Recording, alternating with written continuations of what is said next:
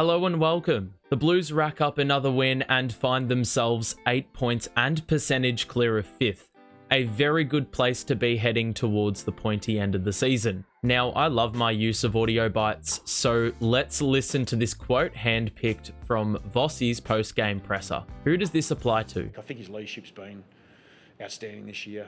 What he does behind the scenes and the standards he's trying to drive, and he's as determined as anyone to get the best out of this group, and he wants success for this football club, and you can sort of see it in the way that he's playing. Vossi was talking about Paddy Cripps with this quote, but had I not told you, you wouldn't be mistaken for thinking it applies to a multitude of Carlton players. I think one player who embodies this criteria of leadership is Nic Newman. And off the back of a performance which reaped this return, in a season that is reaping this return, I feel like it's that time to rehash the importance of Mr. Reliable. If you go on to enjoy this one, make sure to drop a like and subscribe to the channel so you can remain tuned for the next iteration of Carlton analysis. There's also a join button below if you want to become a member. Of course, in the case that you think a financial contribution is worth it, but nor is it an obligation. Enjoy the video. So to better understand the plays I'm going to discuss, there's a few things to consider. So of Newman's 28 disposals, 23 of those were kicks. He took 14 marks. Farming possessions? Yes. But does that make Carlton a better team? Yes. Newman gets the football through 3 methods. He'll get a cheap possession when the opposing numbers are set up behind the ball. He'll get it off the back of stoppage at ball ups. And he'll get it when Carlton is set up defensively. And he'll either swoop in from behind for a handball receive, or he'll get it himself. 3 methods of getting the football which don't feel all that damaging for oppositions. But here's the caveat. You almost feel the need to tag him, but given how he gets the bulk of his possessions, it's quite difficult to do so. In stoppage, it's a bit more contested, so the nature of the situation does the work for you in pressuring him. Though when considering all 3 methods, this demonstrates how Newman complements Carlton whilst Carlton complements him. Carlton have the stoppage strength to feed Newman off the back of stoppage. Carlton have the defenders to intercept and control play to feed Newman off this controlling of possession. And Carlton stress locking it in forward half, sending opposition numbers back whilst leaving Carlton's last line higher up the ground. This last line is where Newey rarely faces pressure, as oppositions back off with zone defense a kick or so away. The strengths of Carlton feed the strengths of Newman, who thrives in these situations. In the case of this game, it was far too easy for that to happen on all 3 levels. Take one look at his possession heat map, and it is a sign of a player whose role is muscle memory and well refined. It is also a sign of Richmond allowing it as well. Newman had 4 contested possessions from his 28, and he also had the bulk of his possessions on the left-hand side, which obviously is favourable for him to do the most damage by foot. Let's not waste any more time, let's crack on with the analysis. Early in the contest, Carlton really had to work for their territory. Richmond had good numbers behind the footy, and Carlton couldn't really employ much pushback. But of that little pushback, I feel as if Newman was one of the few contributors. Early in the contest, Carlton's defenders were strong interceptors. Waitering had 3 contested grabs and 5 intercept possessions from his 6 disposals in the first quarter. On this example, Newman behind the play is the beneficiary of that. Richmond, strong behind the footy early in this game, required a good kick to break them down. Newman just allowed easy space and the time to telegraph a delicate ball to Cripps. That looks easy on TV, but it's not. You cannot let that ball remain in flight for too long, so the perfect trajectory and pace is required, which Newman does to a T. Given Richmond's numbers are back trying to recover from an intercept, it's tough to cover Nic Newman, given the nature of how he possesses the footy fresh off the intercept. You'll see a replica example through Kemp's intercept grab as well. Newman reacts by sweeping behind for a short pass. Richmond's numbers ahead of the ball cover Carlton opponents quite well, but given Newman's time here, a Tiger needs to close down. Let the guard down to pressure. Newman's difficult to cover because his evasiveness and versatility is pretty deceptive, even though he only favors one side of his body. Newman uses an initial pivot from his dominant side to draw Graham in, and given how early he does so, it'll allow Newman to redirect again, to get back onto that dominant side, having now freed up that pathway. It's also bought time for space to free up centrally, as leads from the center square head outbound. Carlton required resilience earlier on. You couldn't really bomb it long, but good decision makers and players who can pick a pass don't grow on trees. Newman thrives with the space and the skill, and I may be hyping this play up too much, but that possession maintenance and another short kick by Newman frees up the Blues on the outer side wing.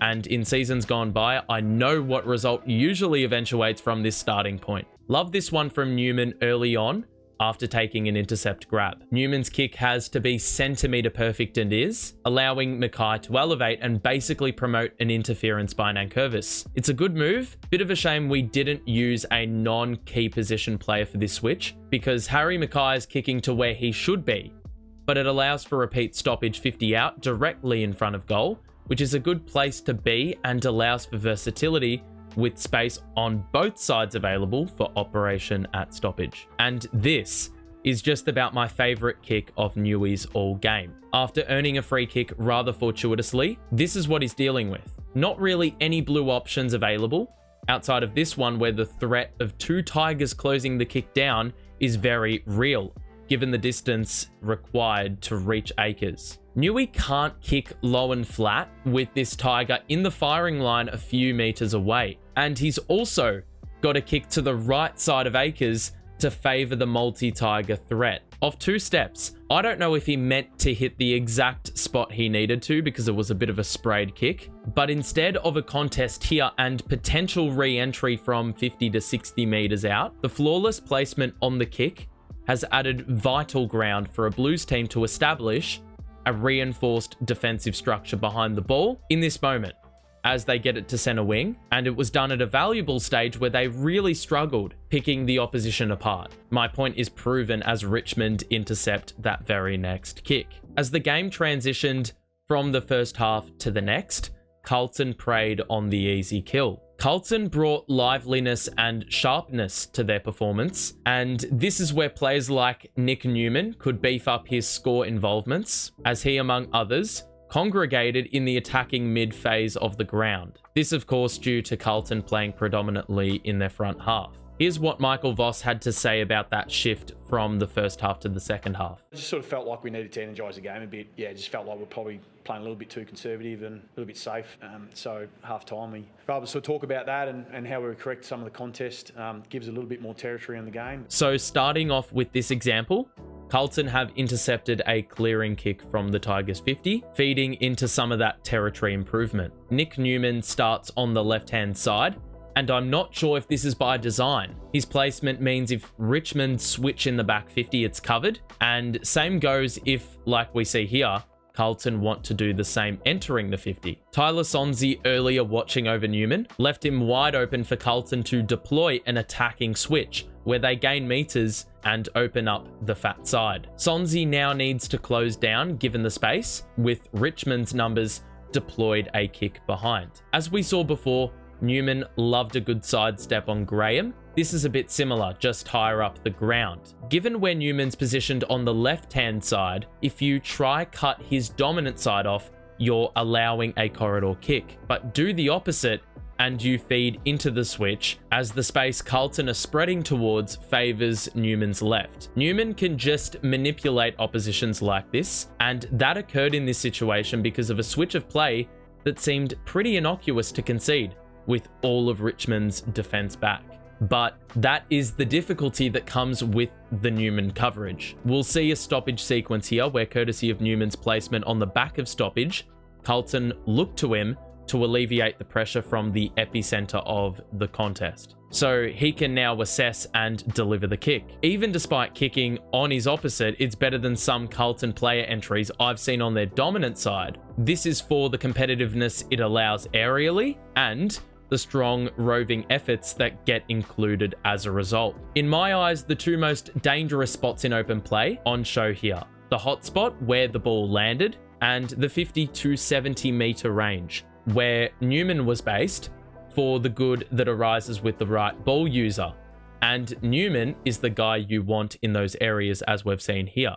I really like having Newman and Saad on the same side of the ground, both strong one-on-one players, both strong kickers and ball users. It means you're gonna be winning a lot of contests and winning a fair bit of footy. Given Carlton's third quarter dominance, Carlton will have personnel dominance, as their extra man outside the 50 would counter Richmond's in the back 50. To quickly reference another example, Sardi dashes off the halfback flank, Carlton get it deep inside 50, press high up, and Saad covers ground effectively to get a hand in. Newman is also present. Even for the marginal amount of space available, Newman can deliver on his left, given the side of the ground is favouring. As I mentioned, Carlton's smalls just seemed to be in the right place at the right time on most occasions, and Vlosten really shouldn't have smacked it to widen the angle for Carlton.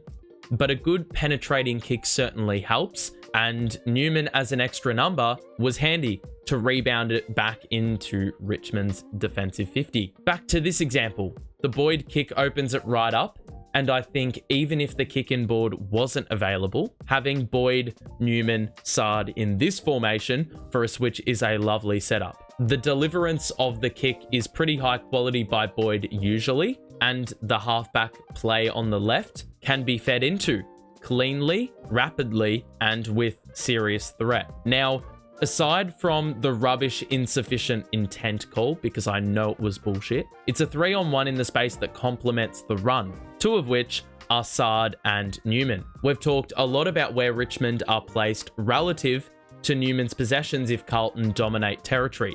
Here's another example of Newman possessing freedom to survey and deliver a pass towards an array of switching options allowed with Richmond's poor positioning. Yet again, it's more damaging than you bargained for with the way it opened up the ground, especially given how far away from the goal the ball was when the play started. But with Adam Saad's defensive solidity and Newman's A-tier ball use, and the potential for these roles to work interchangeably, that damage is hard to contain and is quite exposing. So for the final example, 7 have done a great job with this camera angle after Orazio bites off a ballsy kick into the corridor. Watch every Richmond player practically flood back, and you'll distinguish both the front line of Richmond's zone and where Newman is stationed. A development from previous Carlton teams are these moments.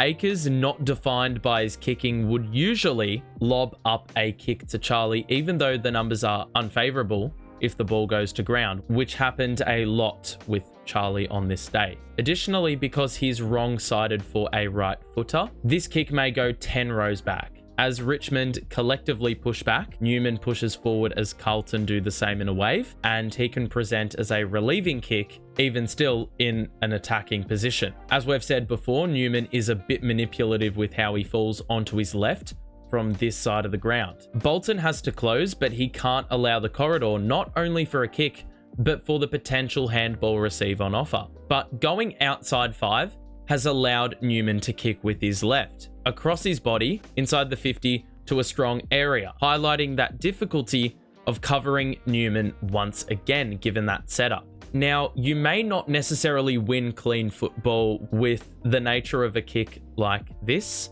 but when did Carlton ever like clean football inside their forward 50? And if Richmond clear, Newman could be on for another possession, as we've seen from various examples when Carlton hold the high ground. So overall, Nic Newman, a player that every team wants and needs. He's almost untaggable, because who's going to want to tag a guy that farms possessions on Carlton's last line? Well, you may want to think twice given his ball use. We haven't discussed his solid play defensively today, but I felt in a display that Richmond needed to be broke down, especially earlier on, and where territory was vital on a wet day, his ball use for me was the standout element of his game. For you, what's been the most impressive element of Nic Newman's year, and do you think there's another level for him to hit? I hope you enjoyed this video. Share your thoughts. I'll be back for another analysis next week. But until then, have a good one, enjoy the rest of your day, and bye for now.